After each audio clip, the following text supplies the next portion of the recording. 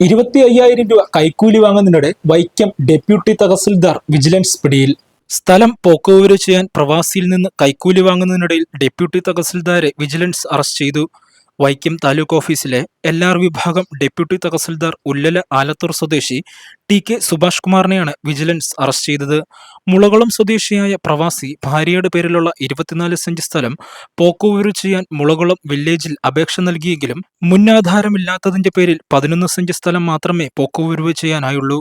Village office അധികൃതരുടെ നിർദ്ദേശപ്രകാരം ശേഷിച്ച സ്ഥലത്തിന്റെ പോക്കുവരവിനായി പ്രവാസി കഴിഞ്ഞ 8-ന് വൈക്കം താലൂക്ക് ഓഫീസിലേക്ക് അക്ഷയ മുഖേന അപേക്ഷ നൽകി.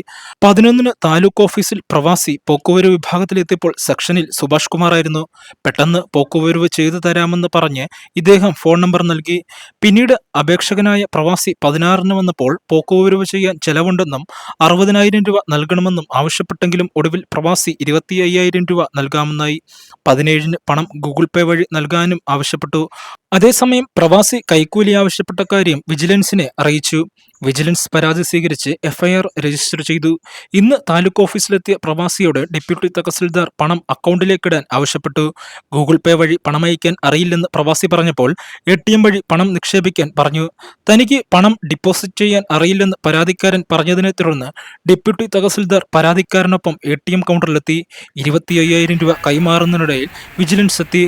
കോട്ടയം വിജിലൻസ് DYSP VR രവികുമാറിന്റെ നേതൃത്വത്തിൽ CI Mahesh Pillai, SI VM Jayamohan, Stanley Thomas, PN Pradeep, Rajesh, Arun Chand, Ranjini, Mayalakshmi, Jancy എന്നിവരുൾപ്പെട്ട സംഘമാണ് ഇദ്ദേഹത്തെ അറസ്റ്റ് ചെയ്തത്.